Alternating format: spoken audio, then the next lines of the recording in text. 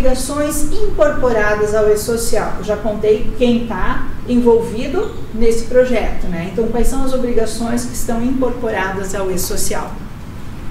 O livro Registro de Empregados, tá? O livro Registro de Empregados já foi uma ficha, já foi num livro mesmo, que cada folha você colava a foto e tudo mais, mas o registro do empregado vai estar lá no E-Social. Eu vou pegar todos os documentos dele e preencher a ficha.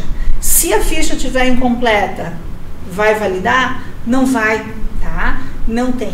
E outra, ali mais pra frente no nosso treinamento, eu vou explicar o seguinte, que por onde que nós vamos começar? Validação dos dados, tá? A grande maioria das empresas está tendo problema com essa validação do cadastro dos funcionários, porque os dados estão incompletos. O endereço não foi preenchido, o nome da funcionária pode ter mudado porque ela casou e não alterou na documentação, e assim por diante. Então, a validação de dados cadastrais de quem já existe na tua folha precisa ser feita, mas hoje, se eu estou registrando um funcionário, ele precisa me trazer todos os documentos, não pode ser parcial, senão não sai o contrato, certo? O que mais que eu tenho também envolvido nisso? Folha de pagamento eu já falei, e a folha de pagamento você sabe que tem regras, principalmente a data para ser paga, né? É o 5º dia útil do mês seguinte, o prazo máximo, que lá na CLT diz que eu tenho prazo para pagar.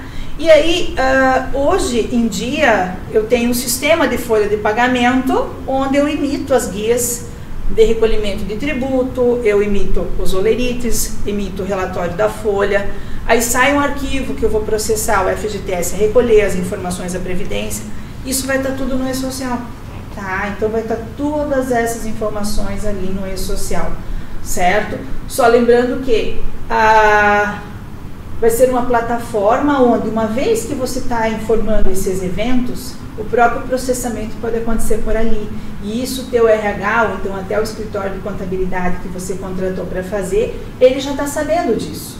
Só que nós precisamos colocar para você, empresário, que essas mudanças aconteceram. E é a tua responsabilidade fazer tua equipe acontecer todas essas informações nos tempos certos, tá? Então, hoje em dia, dessa folha de pagamento, a gente extrai um arquivo para fazer a guiazinha do FGTS e do INSS. E também, quando o funcionário é demitido, também de um outro arquivo chamado Conectividade Social, sai a guia de recolhimento do FGTS. Isso vai sair tudo do E-Social, né?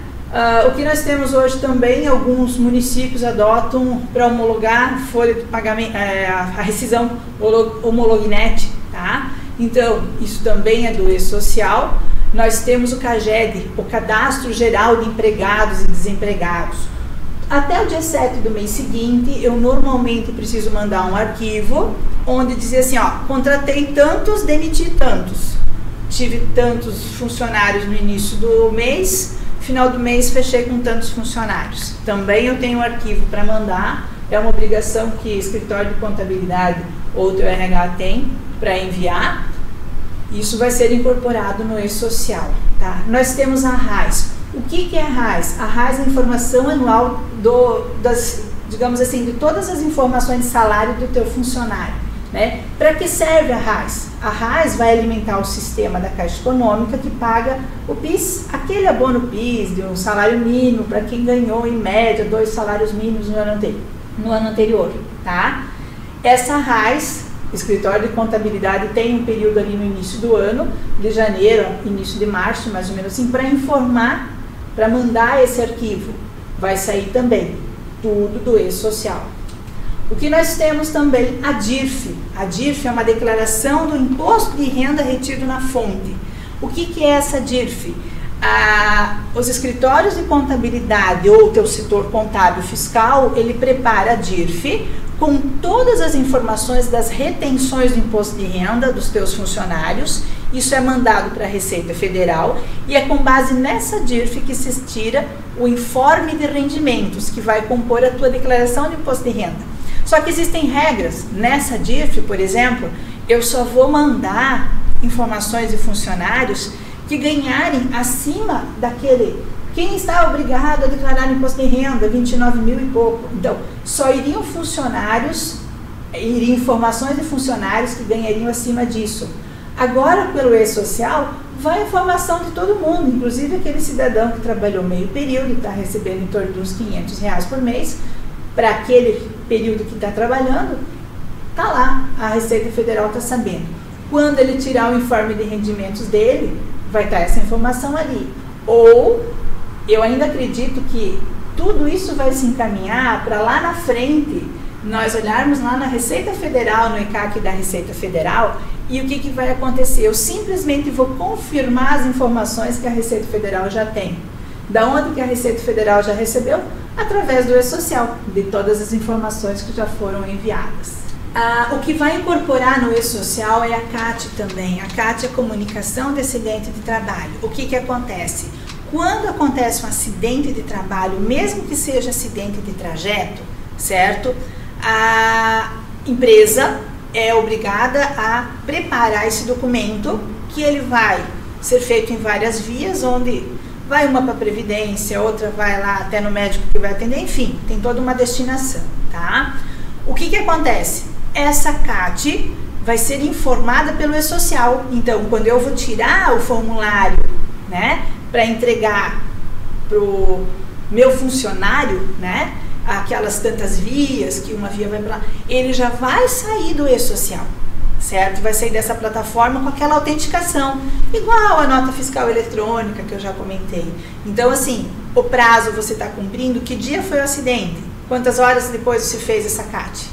Então, isso não pode ser feito num papel e não vai ter data, vai ter uma autenticação, uma validação, tá? E automaticamente os fiscos já vão estar sendo avisados.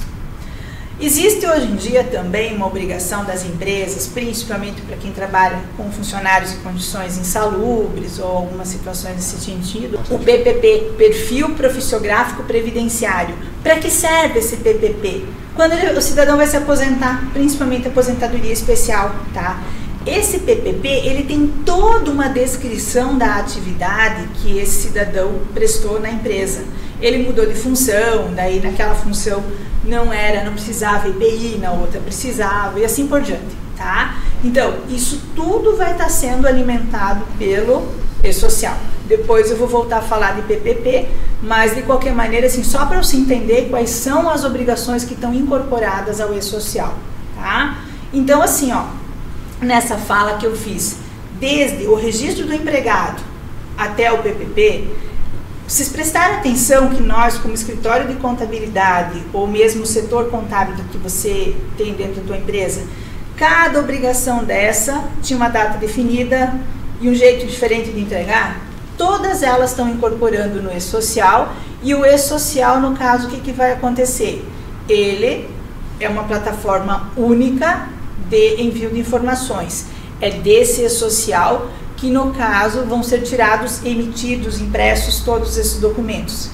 E até aí, alguma novidade, né, de todas essas obrigações que tua empresa tem? Não, só entrava no meio e-social, tá? O e-social, fique bem claro, ele não cria, não altera, nem suprime qualquer obrigação previdenciária, trabalhista ou tributária. Apenas racionaliza e simplifica o cumprimento das obrigações já existentes.